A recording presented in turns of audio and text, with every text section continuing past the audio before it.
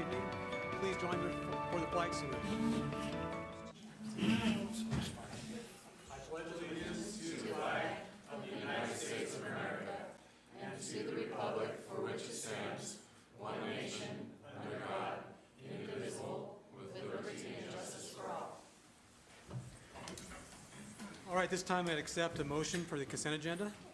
Move for approval. Second? Moved and seconded. Any further discussion? All those in favor signify by saying aye. Aye. Opposed? Motion carries. Let's go ahead and invite our student reps up. Vanessa and Rachel. Good evening. First, we're going to start with our sports. Our boys basketball team lost their last game away at South Albany last Tuesday, but they'll be playing again tomorrow at home against Dallas. Our girls won their last game on Wednesday against South Albany, and it was a home game. Their next game is away Wednesday at Dallas. And we have some pretty new news. We just created a unified basketball team, and it's students from our special education department. And they just had their first game before our boys varsity game last Tuesday against South Albany, and they won and had a huge student section. We had a Ritter bus that went down, and it was just awesome. And their next game is Wednesday at home at 5:30 against Dallas. Our swim team just had districts, and they did absolutely amazing. We had 21 people move on to state. Well, state's coming up soon, and we're very proud of our swimmers. And for wrestling, the wrestlers also finished their district tournament this weekend, and there are 4 finalists, which were Caden Kenzie, Jacob Whitehead, Matthew Gunther, and Tristan Lanier. Congrats to our wrestlers. Our Interact Club just made Valentines for the Gordon House. And for ASB, just this previous week, we had Counselor Appreciation Week, and we had a committee that did a few things for the counselors throughout the week. And currently, we're planning for Mr. SHS coming up in April. For a Key Club, we just started it back up, and it's an opportunity for members to get more community service hours, and it's led by Josh Craig. And Red Cross Club just had our second blood drive of the school year on January 31st. It was a huge success again, and we'll be having a third and final one coming up in the spring. Nice report. Any questions, please, ladies? Good job. All right, Awesome. thank you. Thank you. Thanks. All right, next is our audience with visitors. I'd like to welcome you to the regular business meeting of the Silver Falls School Board. We're glad you're here and welcome you to address the board at this time. Please be certain to sign in before you present. In order to ensure equity among speakers, the board will limit remarks to 3 minutes per individual. If a group of 3 or more wishes to appoint a representative to speak on its behalf, the board will extend the time for remarks to 5 minutes. There'll be a second audience with visitors later in the agenda specific to discussion and action items of this meeting. Would anybody like to address the board this evening? Okay, I read that for nothing. It's all right.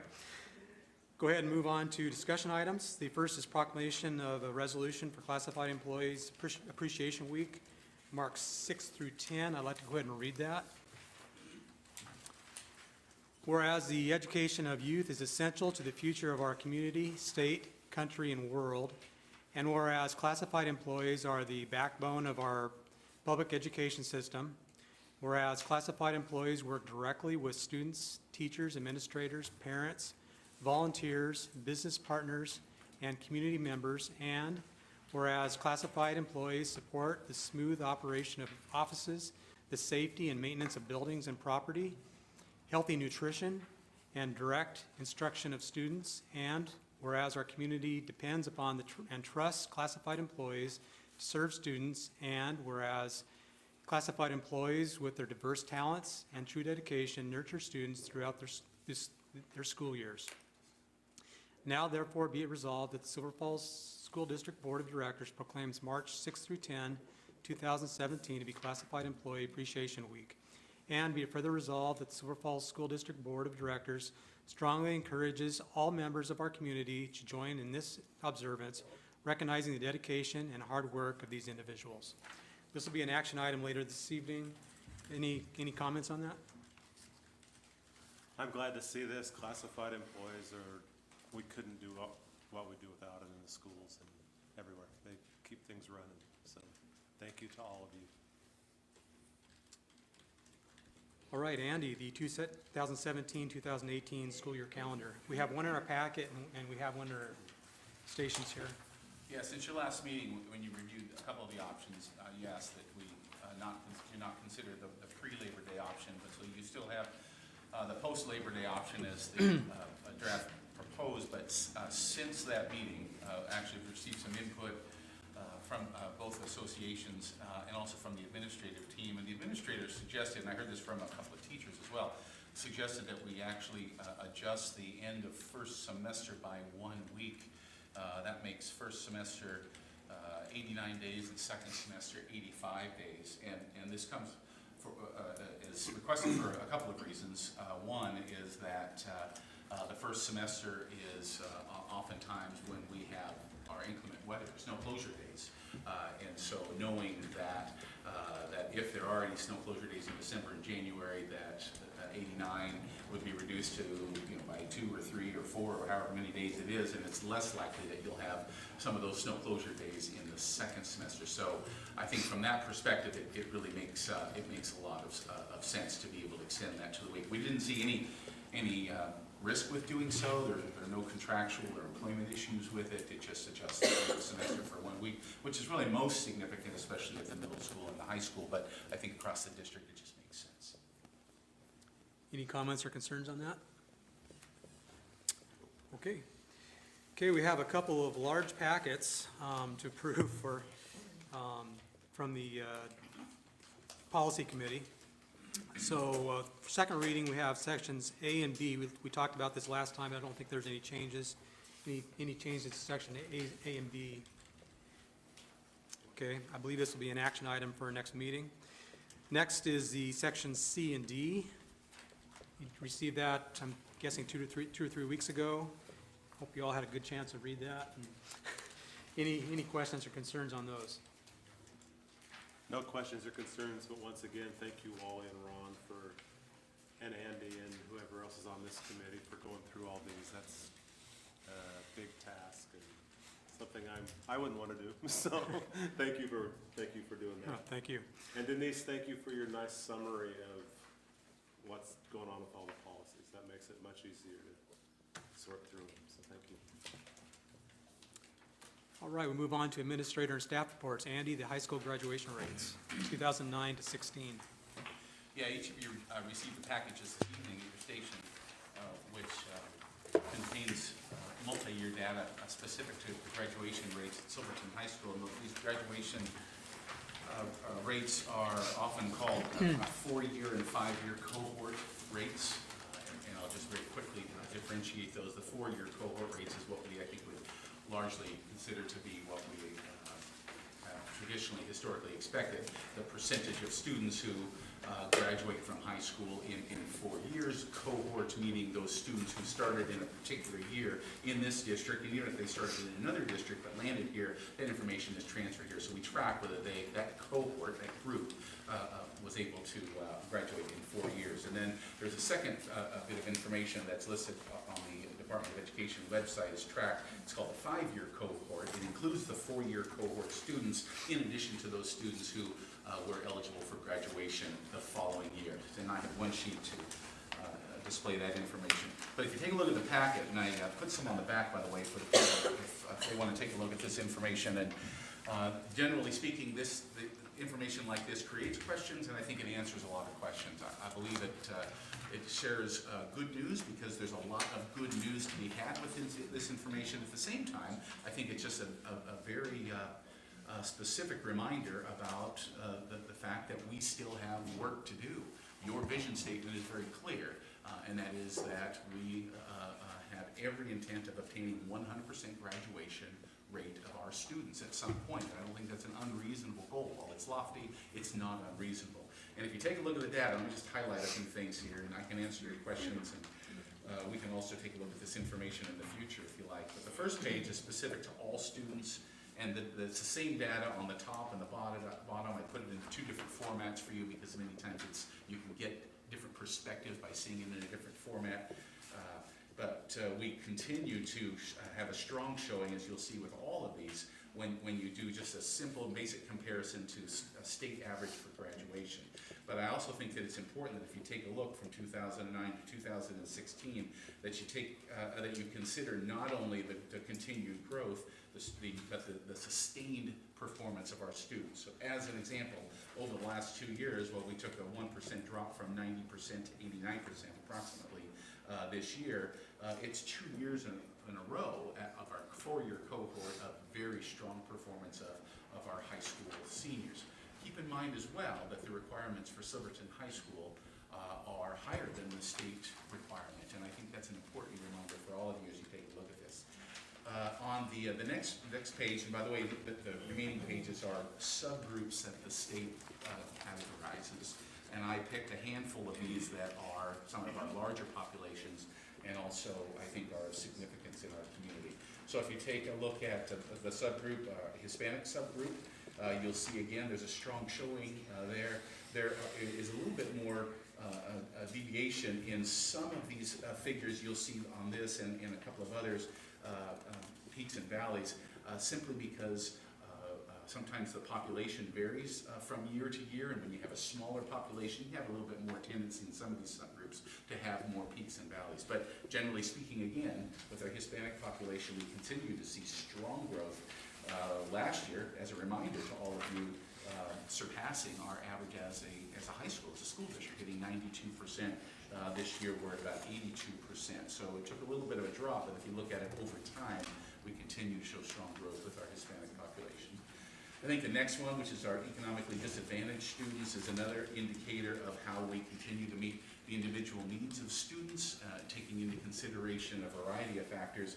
And economically disadvantaged students is a subgroup that the state measures simply because it's very important that all students have equitable access to education regardless of their economic background or ability to pay.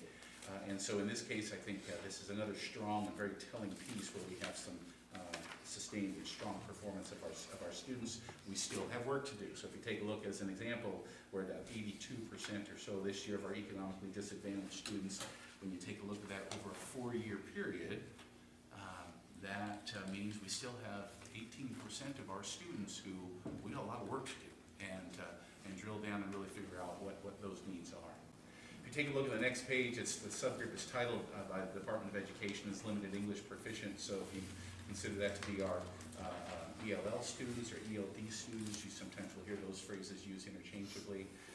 We continue to have some strong growth there. This is probably the classic example of two things, one of them being a smaller population in our district where you see more peaks and valleys, but secondly is our limited English proficient students.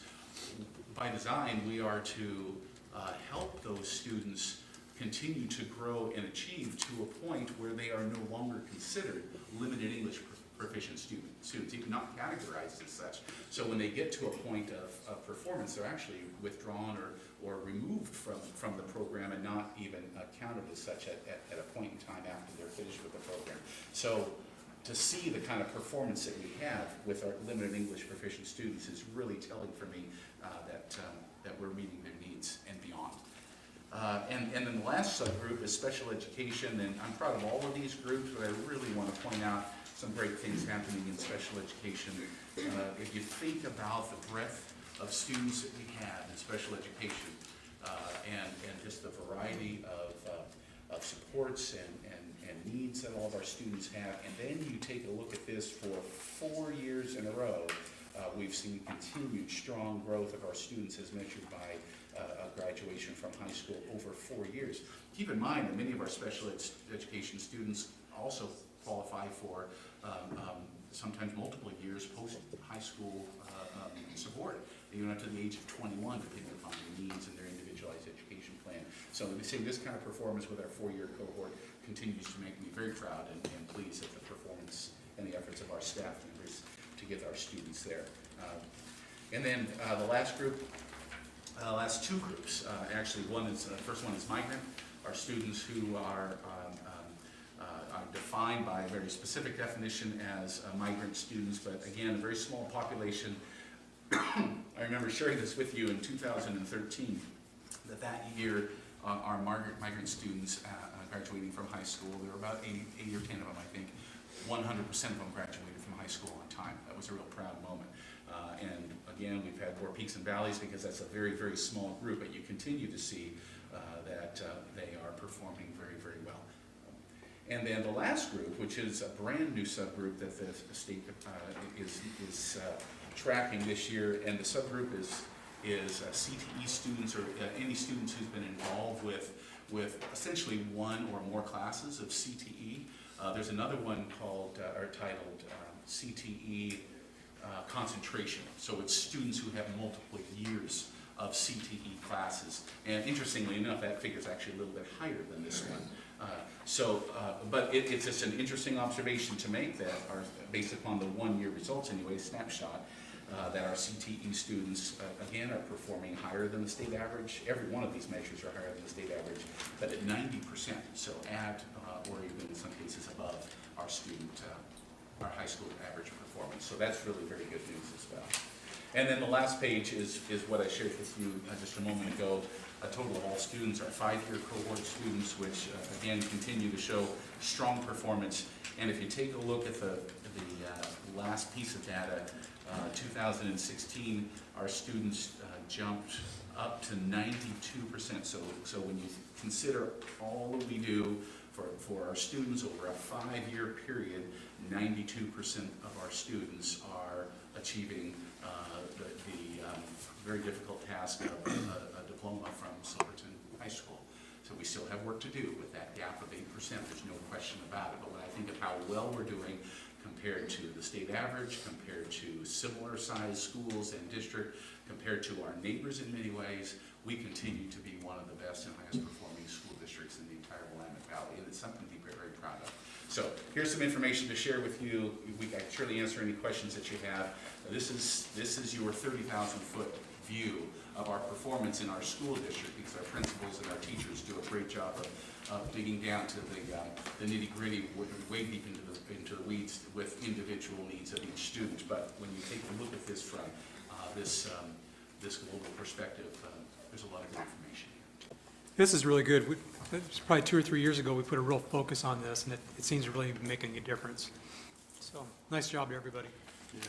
I think as you share this information with others, again, I'll ask that you remind people that this is your vision statement. Your students graduating from high school. Everyone can relate to what it means to graduate from high school, and this is a document that demonstrates that. Yeah, this is really cool to have every group 80% or higher. That's something to be proud. I mean, like you say, we can always improve, but that's something to really be proud of. Not just at the high school, but in all our schools, because that's something we try to focus on with everybody. That's the goal for every Well, student. has to, From kindergarten up, so has to start young, otherwise they won't make Yeah. it. so it's good news. All right, Steve, the financial report. Good evening. The financial statements included in your packet are through January 31st, and we continue to, both on the revenue side and expenditure side, tracking in line with the budget, and there's no reason to believe that won't continue as we move forward, and hopefully still have the opportunity to increase our ending fund balance from where we ended last year. We'll just continue to keep a close eye on that. But it's also the time of year where we really start to focus on next year's budget. For 17-18, as you know, we're going to be going into a much more challenging biennial budget situation. So we continue to keep a close eye on conversations in Salem. They just got going in earnest here last week, and so we're going to be putting together a couple of different scenarios for us to build our proposed budget on, just because we're probably going to be further along in our process than the state will be in terms of getting us a number to really work with. So we'll have to pick a couple different scenarios. That's pretty much guaranteed. That happens. I think only one time where they actually got something done a little more quickly than May or June, right? So that'll be happening. We're going to be getting some worksheets out to the principals by the end of the month, and then March they'll be working closely with me on building their budgets and their staff. And then we'll have our organizational budget committee meeting will be on April 20th. That's a Thursday at the district office. And then our first full budget committee meeting will be on May 11th, and then we'll go from there and see if we need more meetings with obviously the goal of adopting in June. So we'll keep you informed as we hear more. So. All right, thanks, Steve. Any Thank you. questions for Steve? All right, Dana Peterson, special ed.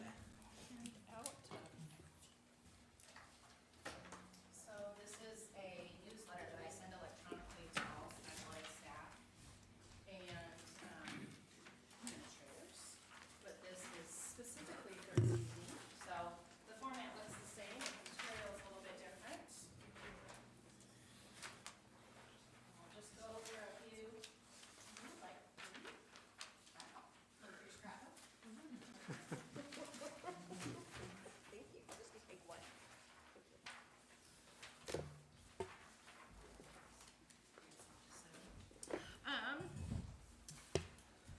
So special ed is, I mean, it's wonderful to hear the graduation rates. I think that's a culmination of a lot of hard work that Linda Brown started while she was here, and I get to jump on and ride that wave. We have amazing special ed staff, and that's where it all starts, I think, and we have a very committed community to every student, which is very heartwarming to me as the special ed director, but I think everyone in this district should be really proud of that. So if you look on this newsletter, I've just listed some things we've done. Professional development this year, our classified staff have done a nice job in coming to presentations and trainings that we've offered, some with our math curriculum throughout the district, a lot of things to do with kiddos that have mental health issues or traumatic starts in life. Also things to do with like sensory integration systems and just general trainings. Our licensed staff this year, we've been teaming up with Fact of Oregon, which is an advocacy group in the state for families and students with disabilities. We've had them come in and give us a couple of professional developments on how to better include parents on IEP processes and special ed meetings. And that's been really successful. We have a lot of very savvy parents in this district, which is really exciting because they want to be engaged. And so we want to make sure that our staff are well versed in the latest things that are out there. Advocacy groups really do bring a kind of a different dynamic sometimes to meetings, and some staff aren't used to that, so we're trying to really understand from a district's point of view how we can embrace that and just be part of that team to help kids better succeed. So currently we do a count every December for our census, and we have 471 students identified as receiving special ed in the district, and that runs right around 12% of our total student body. We have kiddos that have eligibilities in speech communication, deaf, hard of hearing, emotional disturbance, other health impairment, orthopedic impairments, specific learning disability, autism spectrum disorder, vision impairments, and traumatic brain injury. So it's a very wide spectrum of kids that we serve. The highest percentage of those kids do fall under specific learning disabilities, but we do have some fairly impacted students in the district where we really have a team approach. We use our nursing staff a lot, and again, I'm so glad that it's coming up to Classified Week, Appreciation Week, because we have so many amazing classified staff that truly care for our kids all day long. Right now we have 28 licensed special ed teachers in the district and 50 classified assistants. And I don't see that number going down anytime soon. We have families, we've had probably 3 move-ins within the last 3 weeks, all kids on IEPs. Some of them requiring a lot of support. So word's out there that we have really good programs, and it's great in one way and really challenging in another way. We offer a range of programs. So in every building we have a learning resource center. We have basic skills classrooms in 3 buildings. We have structured learning programs in 4 buildings. We have 1 functional skills program, and that's for our severely impacted kiddos that go to school here, and that's located this year at Robert Frost. We also have a youth transition program that's a grant funded by ODE that helps our high school and adult students with things like job skills and helping to find jobs and work activities. And then we have our transition program, which is located in the house behind the high school, which is for our 18 to 21-year-olds. And some of those students work on living skills and functional skills, and some work on job skills. To the right-hand side of the newsletter, what I've done is really just kind of given you a quick overview of how do you get to be eligible for special education.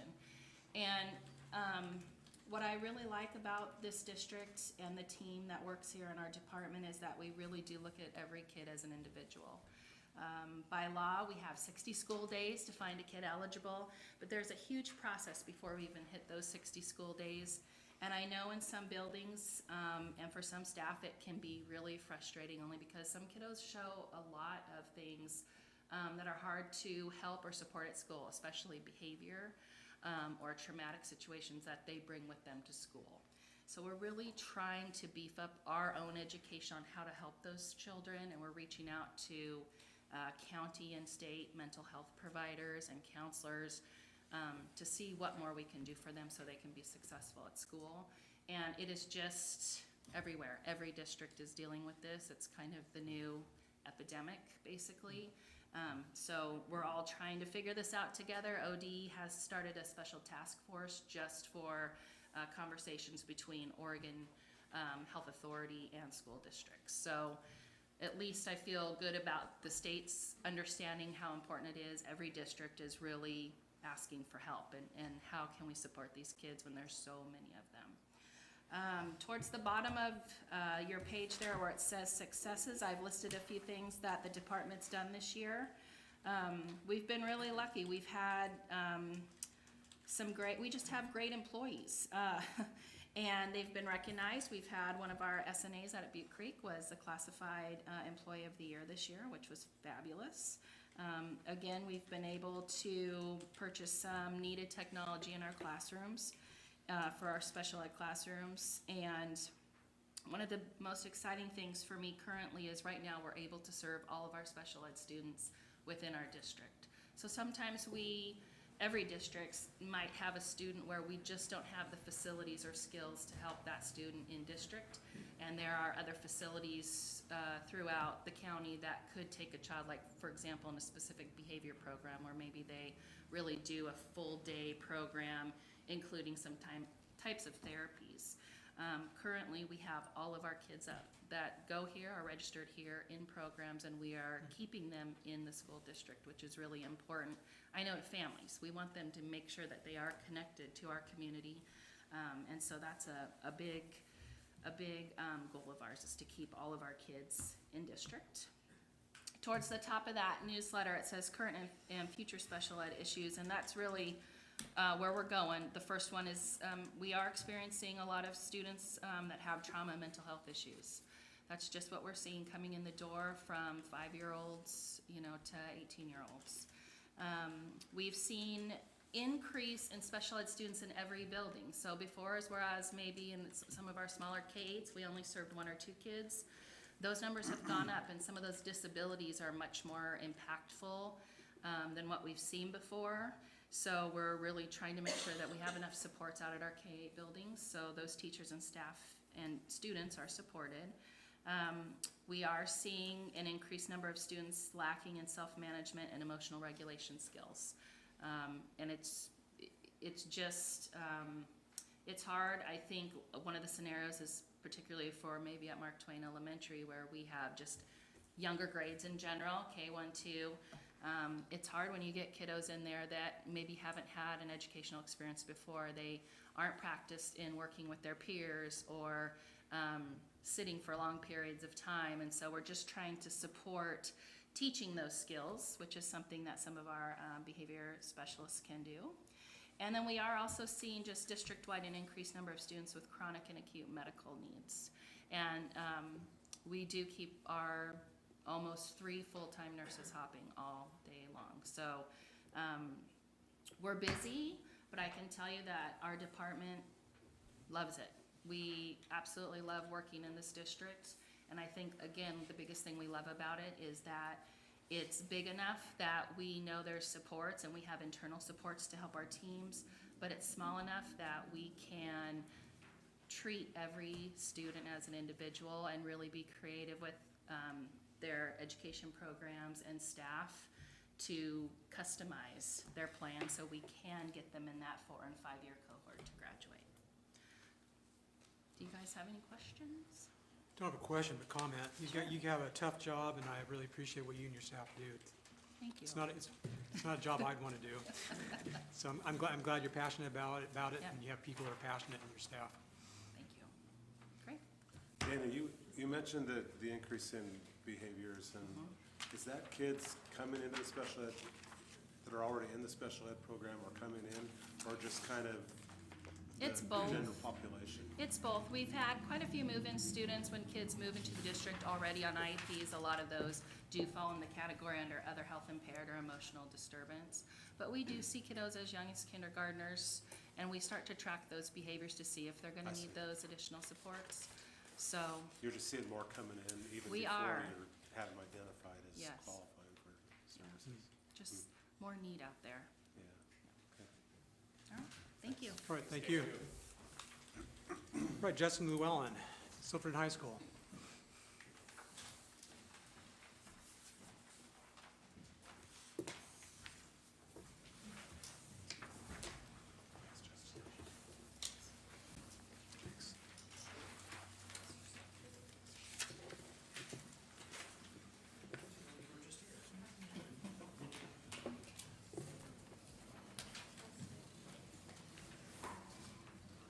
Jason, do you have any more comments? Do you see this one? Yeah.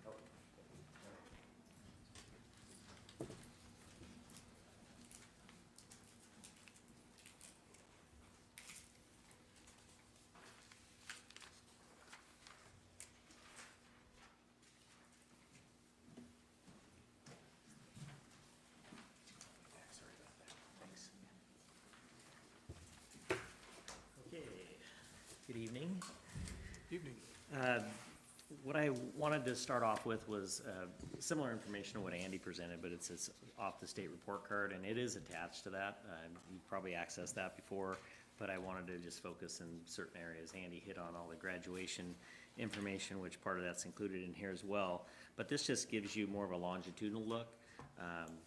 And some areas there at the top, enrollment, which has increased at about 2% a year. We've looked at that in the past. Enrollments at board meetings are 90+% attendance. You can see there, it's kind of hovered around that 76 to 78 mark. We're currently at, I just got these numbers today, 76.7. But if you look at our overall student attendance right now, because we're tracking it, it's 92.5. So this 76.6 is greater than 90%, but our average overall attendance is 92.5, which I know we're shooting for that 95 mark, but that 92.5 is still good. And we expect to increase that over second semester. You can see some of the enrollment there too, changes in different subcategories. ELL up 4%, economically disadvantaged down a bit. Students with disabilities holding steady, and our freshmen on track to grad. That, if you look at the change column, you're seeing that increase as well. Graduation rates, again, I won't get into too much detail with that because Andy went into quite a bit of detail. What I did share here is, because this is what I've shared with my staff, is I really want to have us look at not just how we compare to the state, but how do we compare to like schools. So that's what you see on here. So the graduation rates overall, the change out there in the right-hand column, increasing by 13.2% at Silverton High School, very similar to what our like school averages are. Completion rates, this is one, again, you see an actual drop there, that this is an area that I'd like to look at and focus more, that completion rate, typically where students are coming back for a 5th year, trying to get the credits they need to graduate. What could we possibly be doing more of there to support students and families? Dropout rates, similar, we're pretty flat there, but like schools have managed to bring that down by about a percentage point, but pretty close to where we're at. And then the last category there, continuing ed. Again, this is over 6-7 year period. Our students that either continue in a 2 or 4 year school after high school, and we've examined that a little bit. We're doing some more digging to try to figure out why is it that we're seeing that difference there too. Is it because students are going into certification programs, more students going into the military? What are those reasons before we make an early judgment. So we're digging into that more as well. Okay, moving on to second topic, which is just to share how things have been going since all of the November proceedings with the election. The board's heard this before, but just to backtrack a bit, we had brought in Rodney Dean, who's a family support advocate from the Willamette ESD back in November. That was just to kind of get a feel for where staff were at, and right on his heels, we brought in John Linson. This was just a couple weeks ago to do an equity training for staff and for staff across the district, not just our Silverton High School staff. I'd shared with you before John's credentials, but he's an equity consultant, facilitator, trainer, working primarily with schools and districts and public organizations on issues of cultural competency, diversity, conflict, civil rights, and intercultural communication. He works at several colleges in the area as well, and so I've been working closely with John and having him help with our staff. If you look at the little picture that I included, was kind of really the crux of what a lot of the conversations were about that day. We looked at different scenarios and really took a close examination of what is equality and what is equity. And you look at that picture, kind of sums it all up, is how do we help our students all see over that fence? Versus, equal doesn't necessarily always mean equitable. So that's something we're taking a look at. We're gonna be sending a group of 8 folks from across the district to another 2-day training that's coming up in April. And that group will kind of comprise our equity team, if you will, for the district. So when we have issues come up, that we'll have folks that are trained in this area and can be good leaders in this area. Along those same lines, I would like to report that we have started a Latino parent club at our school, if you'll call it that. We've had 2 parent committee meetings already. We just had the other, just a few days ago was our second meeting, and planning for our first larger parent meeting, which will be March 9th. Really what this was proposed for was to try to hear our Latino families and what their needs are, what are the resources they're not, they may not know about, or questions they have, what's the information that they need that they might not be receiving. We really wanted them to drive the agendas of the meetings and what kind of information we could help them receive. So that, I'm really excited. We've had some great meetings, and they've been productive, and I think the planning is going smoothly, and I'm excited to have the larger group there. I thought it's been great too that the parents of this committee want to make sure that it's inclusive. They don't want to, they don't want it to be just a Latino parent club meeting, even though we know in the early stages it's kind of trying to get that going, but down the road this should be a parent meeting, and that's reassuring, and that's kind of our ultimate goal. Next on the list is pathway funding through CTE. We talked about CTE earlier tonight. We had 4 programs that received additional funding through the Oregon Department of Ed. Those programs, our ag program received $45,000. Our health services program received a little over $19,000. Our automotive tech program received $2,400, and business tech $4,800 and change.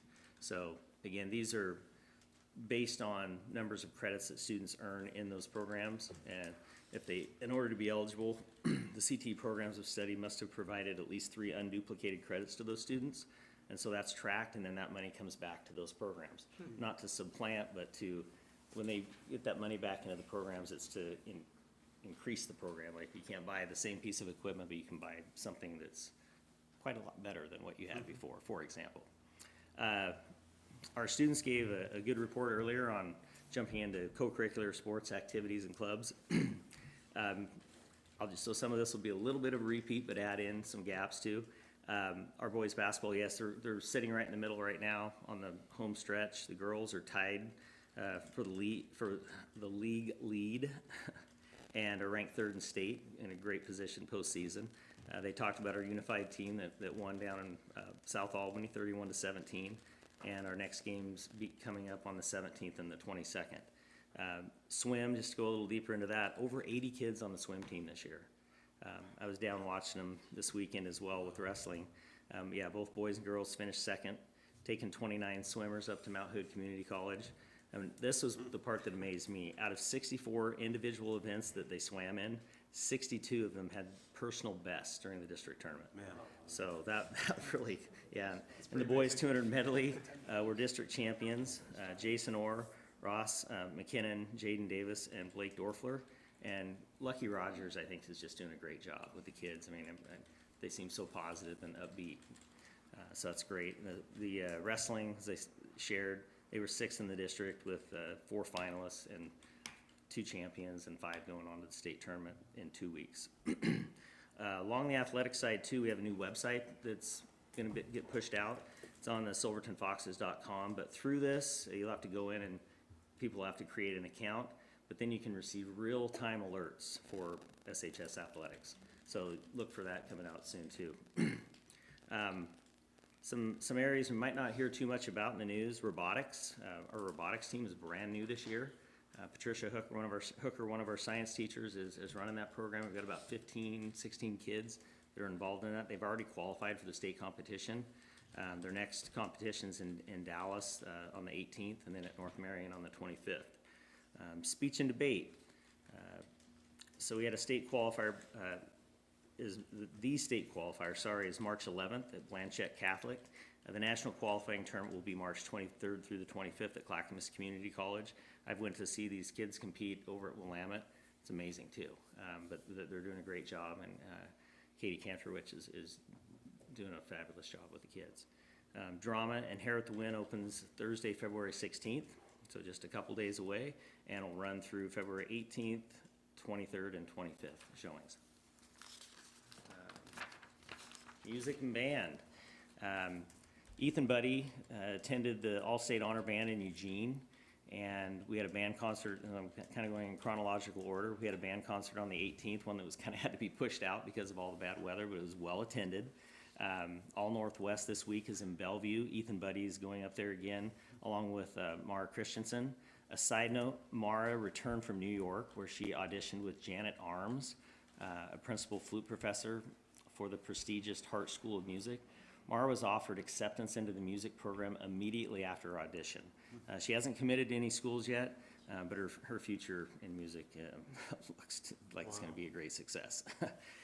Jazz band recently, this past weekend at West Salem, placed 5th, and they have another competition coming up, I believe on the 15th here in just a couple days. Choir winter concert was amazing. Sydney Burson, Sarah Cleary, Austin Malloy, and Ross McKinnon participated in all state choirs, and the choir finale concert is May 25th. The girls shared about Mr. SHS, which is coming up too, so I'm excited to hear about that, and I understand we need to buy our tickets early so that we can make sure we get a seat, because I guess it packs the house. Couple more things to share. Tyler Susie, one of our students, was the 10 millionth visitor to the Pro Football Hall of Fame. Not sure if you've heard of that. But this was out in Canton, Ohio. He was traveling out there with his parents to watch a Pittsburgh Steelers game. They stopped in. Lo and behold, he was the 10 millionth visitor. Ended up earning about $8,000 in prizes for that. Wow. Yeah, so crazy. I mean, I could go down the list of things he won, but this is running longer than I thought. Next exciting thing to share was Kirsten Barnes, one of our social science teachers, took a group out to the inauguration event, and I could again list things. They did everything you could do out there. So the trip went great, no problems, great experience for the kids and Kirsten. So that wonderful experience and opportunity for our kids and faculty members. Measure 98 plan, that's kind of tying back, you guys have heard of the Measure 98, and we have to be developing a plan for that. Fund established for CT programs, accessing college level courses, and dropout prevention. So just to share a little bit on that, we're in the early stages of the plan, but we're looking at into some development of new CT programs, mostly in information communication technology, construction, and health services. So those are some areas we're looking to shift some resources and grow. Dual credit, continually looking for areas where we can offer students dual credit through our local community colleges and through Willamette Promise, which is through Western Oregon, so students can earn more dual credits. They can get that out of the way so it's not college isn't costing them so much. And dropout prevention, our local goal within the school is, again, sports, clubs, activities, try to get our students connected. We know that part of this too is, as Dana shared, we have quite an increase, it looks like, in kind of our mental health and maybe substance abuse types of cases that we think we're gonna need to address too as part of that plan. An update on facilities, just briefly, not a lot of changes with facilities, but I wanted to put out a special thank you to Carrie Kinsey because we did get I think the shot put pit is pretty much completed over just outside Andy's window, I believe. So we're really happy about that, and Carrie was really on the ball with Wade and making sure that that was gonna happen, and we're just very tickled about that. Technology, earlier this year we replaced all the computers in our CAD lab because they wouldn't support the software that we needed to run the engineering programs. So that was a big step and pretty spendy cost, but we really needed to do that for what we had the students in class, and lo and behold, we didn't have computers that would run the software we needed. So that was a big one, but we were also able to shuffle those computers that couldn't handle that software into new locations that could still do something better than what other older computers were doing. So we're using those well. We're also looking at expanding Chromebooks, like Chromebooks on carts with charge carts, looking at least getting one cart for next year. And as we have to get new laptops for teachers, looking at putting those laptops into charge carts that could be used. So we're not just giving them away. Those can be repurposed for sure. So that's what the plan is. Challenges, as we've been talking about with the board lately, one of the big challenges has been standards-based grading. And you know, where we're at right now is trying to adjust district-wide for consistency and, you know, and I wouldn't say simplicity, but something that works, that's fair and equitable, and that people can understand. And I appreciate your work, the district office work, Jen and Andy, and others have been involved with that, like Phil Kelly, in that work. We had a great meeting today even that's moving us closer to where we want to be. We'll hope to get the feedback from the survey and can start planning and moving towards next steps there. Other challenges are loss of PLC time with the ER days going away, the early release days. So the 12 hours that we had to make up there, we've got the 8 hours on the last day. We're working with staff on plans for the other 4 hours, and I'm hoping that next year, to avoid these types of things, we can try to find a way to fit our PLC time into each week, you know, a block of time that can be put in there because it's such important work. And we're already looking at that too. And the last thing to share on challenges would be parking. You know, spring coming on and students turning 16. We anticipate there'll be more issues. But I, again, appreciate the work that our community members and city manager, Bob Willoughby's done. We've got some curbs painted outside on the east side there of the school. Those parking areas, and keeping students out of people's private spaces where they need to park so they can get out of their garage or get their garbage picked up or get to their mail. And so far that's been working really well. I haven't heard any complaints over the last month or two, and just anticipating hopefully a smooth spring as well. So thank you, and any questions? Great report, thank you. Question about your parents' meeting. You mentioned you've had several meetings. Can you give us an idea of some things that have come out of those meetings? Yeah, so we've had 2 meetings, and the first primary focus was safety. You know, I think parents wanted to know that what is being done at the school to make us feel good about our students feeling safe. And so that's one of the first issues that, you know, we're going to address, is make sure that parents understand what our processes are in the school and how we ensure. I mean, we can't guarantee that a student's going to be safe, but we can guarantee them how we're going to handle situations that will make them and their students feel safer. So that's the first step, and some question answer time for them, as we don't know what to anticipate completely about what they might ask, but the parents that are part of the planning committee, they just want to have clarity around kind of what our policies and practices are. Yeah. Right, any questions for Justin? Right, thank you very much. Thanks. Yeah. Right, Kirsten, Scotts Mills School. You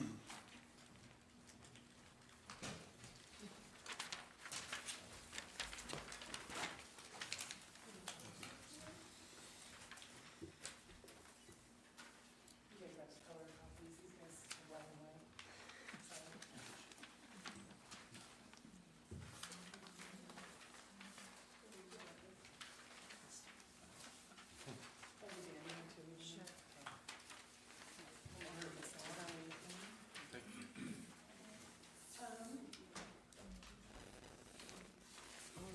So lots of great things happening at Scotts Mills. I was going through today and I kept, more things kept coming to my head, making sure I didn't miss something great. I'm sure I did.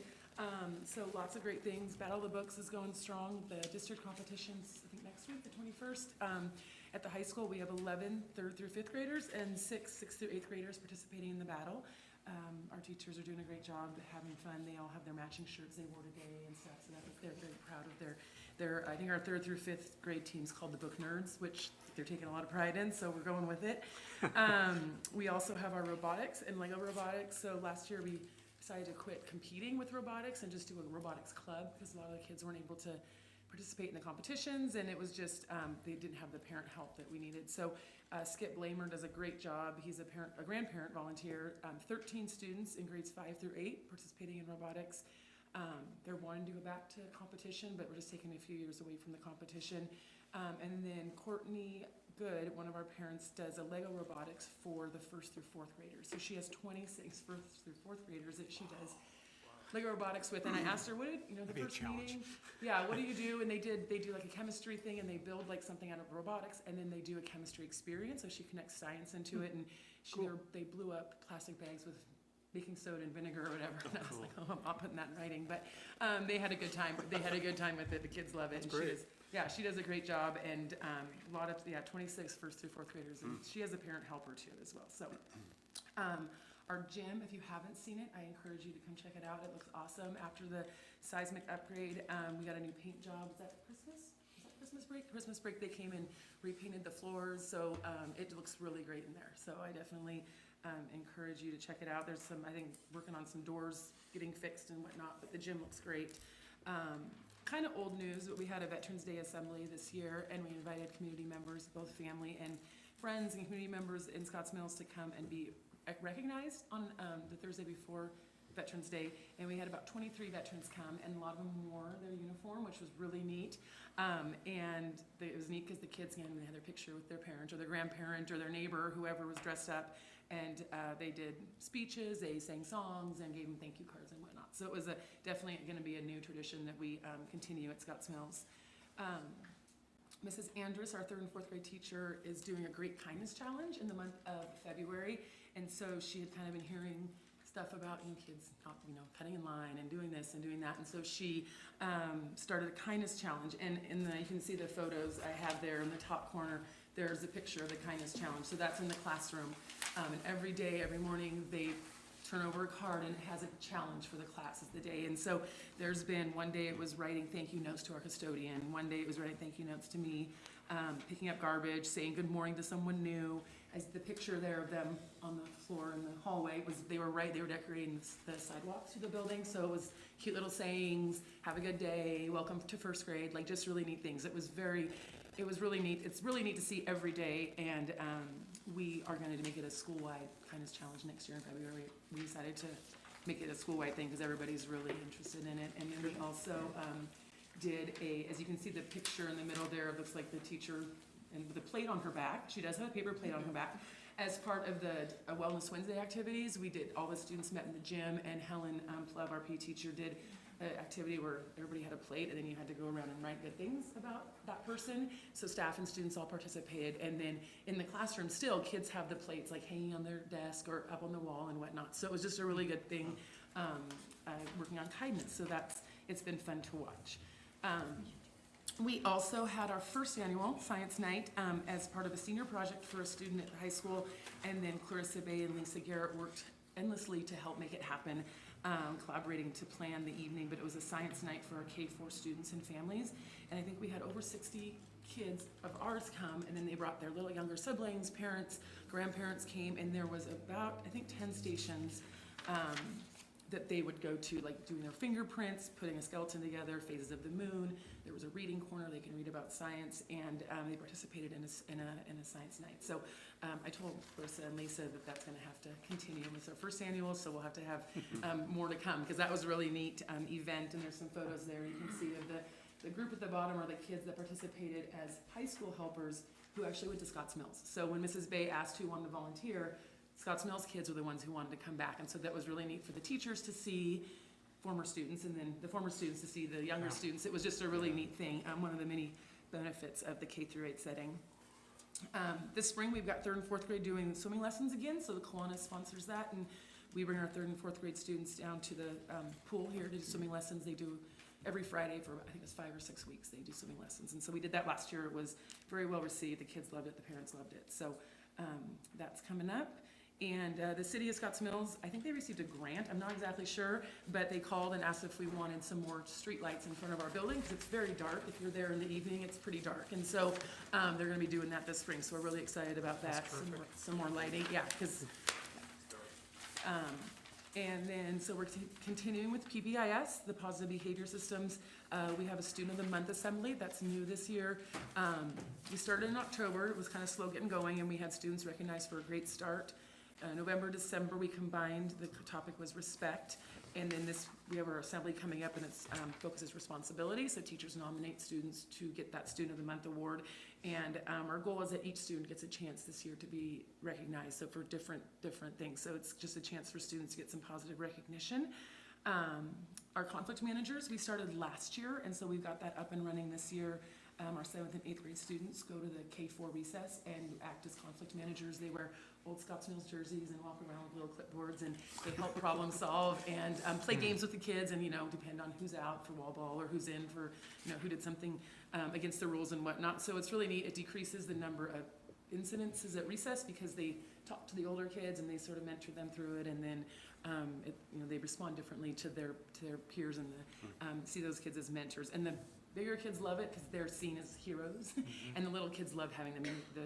It's neat to watch, and then they have lots of pride in their jerseys. So it's a good thing for us. We also started Responsibility Day this year, and so giving students the opportunity to help clean up the school. So the last Friday of each month, each class gets a different area, and they work around the school. So it may be pulling weeds. I added some pictures. They sweep the sidewalks. They do just different projects to give them some pride in their school. So that's been a great thing for us as well. So lots of great stuff. Our focus right now is getting ready for testing season. That's coming up. So figuring out the schedules for that and preparing students, supporting teachers through that. Our data team, we're kind of an intervention system. We've changed a little bit this year, and I meant to include an example of a funnel, and I forgot. But so we look at each class, and we have the funnel. The top of the funnel is like an upside down.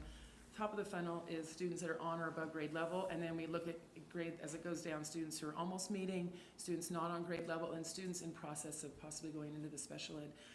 And so it's a way for us to look every 6 weeks at data, so we look at different points of data for each student, and it was something that we visited a school in Salem that was doing it, and they had about 600 kids, so we figured we could pull it off with 160 kids, and it's been really good. It's a learning curve, and it's taking us some time to figure out the kinks, but every 6 weeks, the teachers all sit down and we talk about every kid in our school. And sometimes it's, hey, they're doing great, keep them where they're at.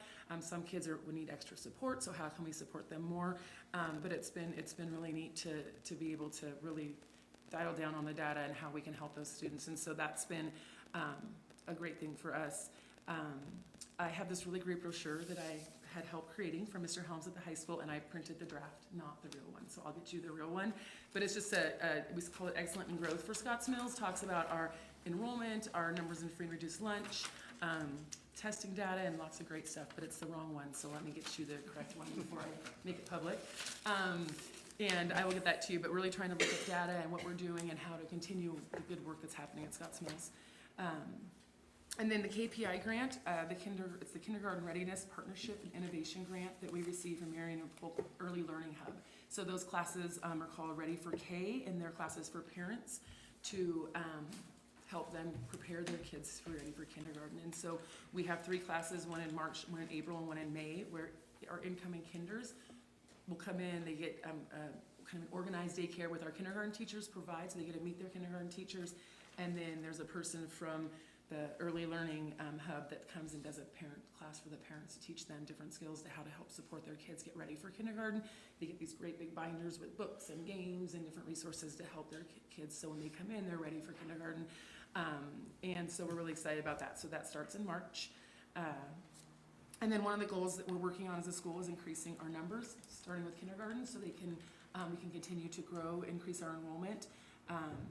Our kindergarten was at 24, 25 for a few years while we had the full day, and no one else had the full day kindergarten. And now that there's full day kindergarten district-wide, not as many families are taking advantage of coming out to Scotts Mills, so we really want to increase those numbers. This year, our kinder's at 14. That's pretty small. It's great for the kindergartners, but we want to increase that so we can increase our numbers. So, and then, you know, we are, I think we have a 24% increase in enrollment since 2008. So we're, on 2008, there was 110 kids at Scotts Mills, and right now we're at 159. So that was 24% was last year, and that was 146. So we are increasing, and with that comes some challenges. It's great to get more students, but some of the, you know, large class sizes that we have currently, a need for an outdoor covered area, because PE schedule is impacted because they can't use the gym during recess or lunch in case it's raining. So an outdoor covered area would be great. Parking, our parking is very limited at Scotts Mills. Streetlights will be nice, but it's limited. And then our drop off and pickup is the same kind of bus where the buses are, and that's a challenge. So we'd like to work on ways to do that. And actually, it's something our PTC is trying to start raising money for, is a parking area. So, but I mean, those are good problems to have. That means we have more students coming. So, and then just one last thing is, say the date. Our bingo is April 21st, and Andy, we do have a shuttle from the fire station this year, because there was Andy parked like 3 blocks, 4 blocks, miles, I don't know. He walked a long ways. There was cars all over because it was parking because we had so many people come. So we have a shuttle coming from the fire station this year, so people can get a ride to the school. But that's from 5:30 to 9 on the 21st, and it's definitely an event. You don't want to miss it. This is a wonderful report, thank you. Quick question about the Marion Polk Early Learning Hub. Where's that come out of? Is it?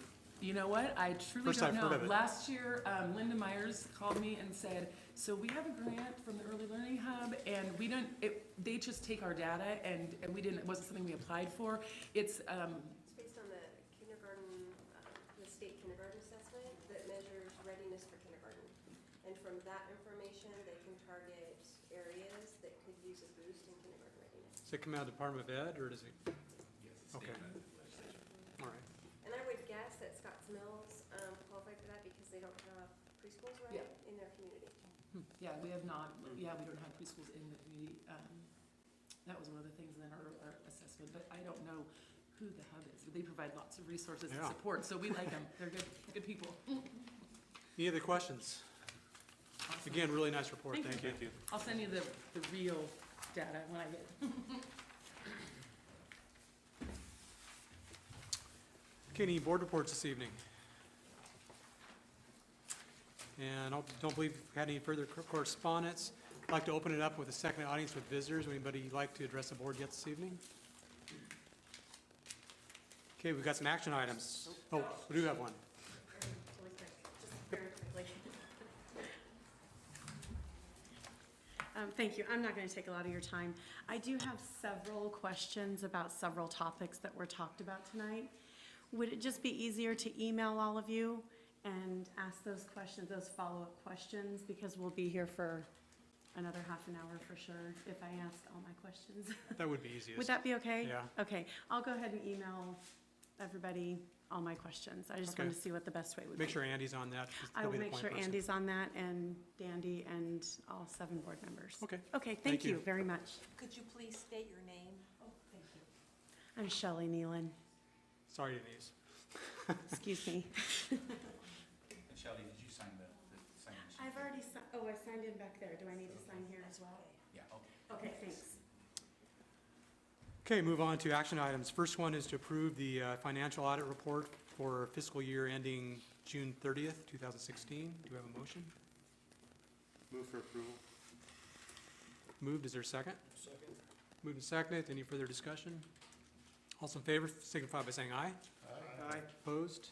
Motion carries. Next is the approval of resolution number 213, 2017, proclaiming March 6 through 10 as Classified Employee Appreciation Week. Do we have a motion? I'll move.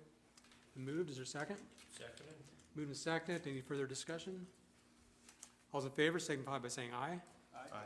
Opposed? Motion carries. I'd like to have the, I think we've lost one already. The classified employees here this evening, stand up. She was the only one. Okay, and then the last item is the approval of the 2017-2018 school year calendar. Do we have a motion? Move for approval. moved, is there a second? Second? Moved and seconded, any further discussion? All those in favor signify by saying aye. Aye. Opposed, motion carries. All right, at this time, we'll go ahead and adjourn to executive session under ORS 192.6602F, consideration of records that are exempt from law from public inspection and consideration of a sick leave bank, and ORS 192.6602E to conduct deliberations with persons designated by the governing body to negotiate real estate property transactions. Thanks for coming.